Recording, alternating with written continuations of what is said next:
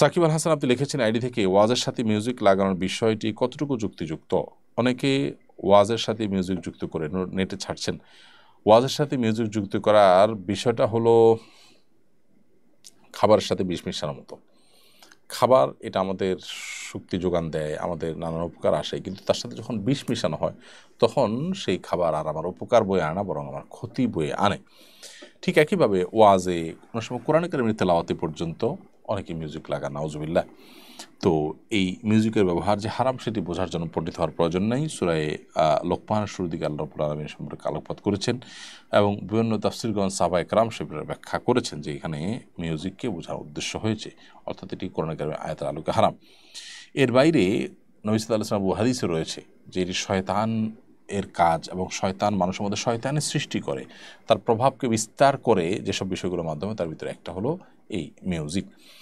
এই কারণে দেখবেন যে যত শয়তানি কর্মকাণ্ড আছে, বিশেষ করে আপনার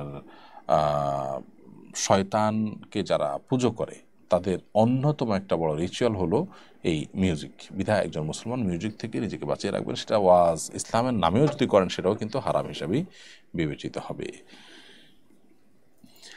সম্প্রতি ভারতের এক ধর্মগুরু এবং ক্ষমতাসীন দলের এক নেতা আমাদের প্রিয় নবী সাল্লাল্লাহু আলাইহি সাল্লাম এবং ইসলাম ধর্ম নিয়ে কটূক্তি করেছে। এর প্রতিবাদে সেখানকার মুসলমানরা চলো মুম্বাই নামে পদযাত্রা শুরু করেছেন।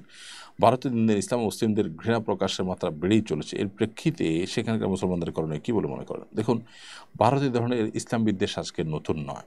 হ্যাঁ, বিগত আমলগুলোর তুলনাতে বিশেষ করে আমরা এইবার দেখেছি, বিশেষ করে এই বিজেপির যে লম্বা শাসন আমল চলছে সেই শাসন আমলে যে মুসলমানরা সেখানে একেবারেই অনিরাপদ। ভারতের তথাকথিত যে ধর্ম নিরপেক্ষতার কথা বলা হয়ে থাকে, এই ঘটনা তার স্বরূপকে উন্মোচন করেছে। যে ধর্ম নিরপেক্ষতার নাম দিয়ে সেখানকার সংখ্যালঘু মুসলমানদের উপরে যেভাবে নির্যাতন চালা হচ্ছে, মানসিকভাবে নির্যাতন চালানো হচ্ছে।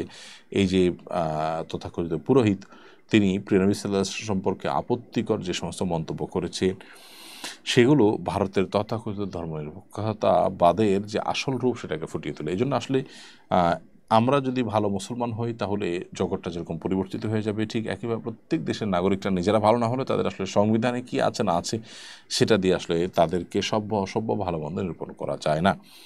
একজন সাধারণ মানুষ হিসাবে আমরা যে কাজগুলো করতে পারি সেগুলোর কথা আমি বলবো, এবং সে সাথে সে দেশের মুসলমানদেরকেও আমরা বলবো যে আপনারা আপনাদের জায়গা থেকে প্রতিবাদ অব্যাহত রাখুন এবং এখানে শান্তিপূর্ণ প্রতিবাদ করতে গিয়ে যদি আপনি মৃত্যুর মুখে পতিত হন, আশা করে যে আল্লাহ তাআলার কাছে আপনি শাহাদাতের মর্যাদা লাভ করবেন। কারণ এটা অনেক বড় একটি বিষয় যে অন্যায়ের বিরুদ্ধে আমরা কথা বলবো, বিশেষ করে যখন শিরকে লিপ্ত হতে বলা হচ্ছে বা নবী সাল্লাল্লাহু আলাইহি সাল্লামের প্রতি অবমাননা করার প্রচেষ্টা করা হচ্ছে। দেখুন, মুসলমানের অন্য সব বিষয়ে ছাড় দেওয়ার সুযোগ থাকলে নবী সাল্লাল্লাহু আলাইহি সাল্লামের মর্যাদার ক্ষেত্রে কোনো ছাড় দেওয়ার সুযোগ নেই।